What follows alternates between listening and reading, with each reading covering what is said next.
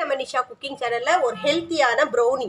So இந்த brownie நீங்கள் ரொம்ப டேஸ்ட்டாகவோ ரொம்ப ஹெல்த்தியானதோ 3 பொருட்களை வச்சு செஞ்ச இந்த ப்ரௌனி வந்து பிசிஓடி உள்ளவங்க, அதே போல் ஒர்க் அவுட்டில் இருக்கிறவங்க, வெயிட் லாஸ் பண்ண நினைக்கிறவங்க இந்த ப்ரௌனியை ஈஸியாக ட்ரை பண்ணலாம். ஸோ இதில் போட்டிருக்கிற பொருட்கள் எல்லாமே நம்ம வந்து ஹெல்த்தியான பொருட்கள். இதில் வந்து மைதா, பட்டர், சாக்லேட், எக், சுகர் இது எதுவுமே ஆட் பண்ண வெறும் 3 பொருட்களை வச்சு இந்த ஹெல்த்தியான சூப்பரான ப்ரௌனி செஞ்சுருக்கேன். ஸோ இதை நீங்கள் ட்ரை பண்ணி பாருங்கள். அருமையான இந்த ப்ரௌனி வந்து உங்களுக்கும் சரி, உங்கள் குடும்பத்தில் உள்ளவங்களுக்கும் சரி ரொம்ப பிடிக்கும். அது கொஞ்சோண்டு நம்ம இனிப்பு சாப்பிட்டா கூட நம்ம உடம்பு வந்து வெயிட் அதிகமாகிடும், நமக்கு ஒத்துக்காது அப்படின்றவங்க இதை கண்டிப்பாக எடுத்துக்கலாம். அதே போல் சுகர் பேஷண்ட் கூட தாராளமாக எடுத்துக்கலாம். ஸோ இந்த ப்ரௌனி எப்படி செய்யலான்னு பார்க்கலாம். அதுக்கு முன்னாடி எங்கள் சேனல் லைக் பண்ணுங்கள், ஷேர் பண்ணுங்கள், சப்ஸ்கிரைப் பண்ணுங்கள், பெல் பட்டன் ஆன் பண்ணுங்கள், கமெண்ட் பண்ணுங்கள். இப்போ இந்த 3 பொருட்களை மட்டும் வச்சு இந்த ப்ரௌனி செய்ய போகிறோம். பேரிச்சப்பழம், விதை நீக்கின பேரிச்சப்பழம் 1 கப் அளவுக்கு எடுத்துக்கோங்க. இது வந்து ரோஸ்டட் சால்டட் சனா, அதாவது உப்புக்கல்லை. இது வந்து ரொம்ப உடம்புக்கு நல்லது. பிசிஓடியில் இருக்கிறவங்களுக்கும் சரி, இல்லை ஒர்க் அவுட் பண்ணுறவங்களும் இது சாப்பிட்டாங்கன்னா அவங்களுக்கு வந்து ஒரு இம்யூனிட்டி பவர் அதிகமாகும். ஸோ அவங்களுக்கு சோர்வடையாமல் வச்சுக்கிறதுக்கு இதை வந்து அதிகமாக அவங்க எடுத்துக்குவாங்க. இது அடுத்தது கொக்கோ பவுட்ரு வந்து ஒரு 3 to 4 ஸ்பூன் அளவுக்கு எடுத்து வச்சுருக்கேன்.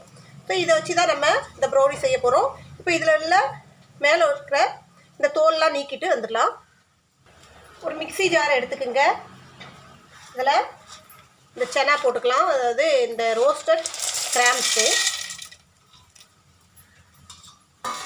அதோட பேரிச்சப்பழம், கொக்கோ பவுடர். ஸோ இது எல்லாத்தையும் போட்டு ஒன்றா நம்ம அரைச்சிட்டு வந்துடலாம். அளவுக்கு இதை அரைச்சிட்டு வந்துடுங்க. ஸோ இது வந்து ரொம்ப ட்ரையாக இருந்துச்சுன்னா தண்ணி கொஞ்சோண்டு ஊற்றலாம். ஒரு ஸ்பூனை வச்சுக்கிட்டு நமக்கு எந்த அளவு தண்ணி தேவைப்படுமோ அந்த அளவுக்கு ஸ்பூனால் ஊற்றணும். அப்படியே ஊற்றிடக்கூடாது. இந்த அளவுக்கு அரைச்சி எடுத்துக்கோங்க. ஒரு மோல்டு எடுத்துக்கலாம். அதில் கொஞ்சோண்டு பட்டர் வந்து க்ரீஸ் பண்ணி வச்சுருக்கிறேன், இதை ஒட்டாமல் வரணும்னு சொல்லிட்டு இதை வந்து இதில் போட்டுக்கலாம்.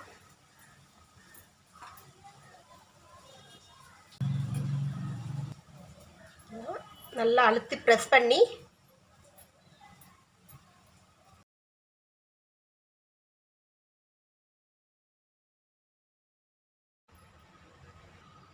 இப்போ இந்த ப்ரௌனியை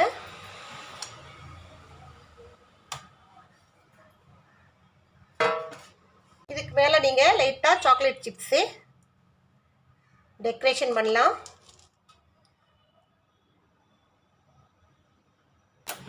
வால்நட்ஸ் இருந்துச்சுன்னா வால்நட் டெக்கரேட் பண்ணிக்கோங்க.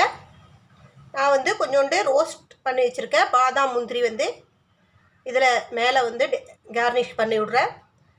கொஞ்சம் பார்க்க லுக்காக இருக்கும் சொல்லிட்டு. அவ்வளோதான், சூப்பர் டேஸ்டி நம்ம ப்ரௌனி ரெடி ஆயிடுச்சு.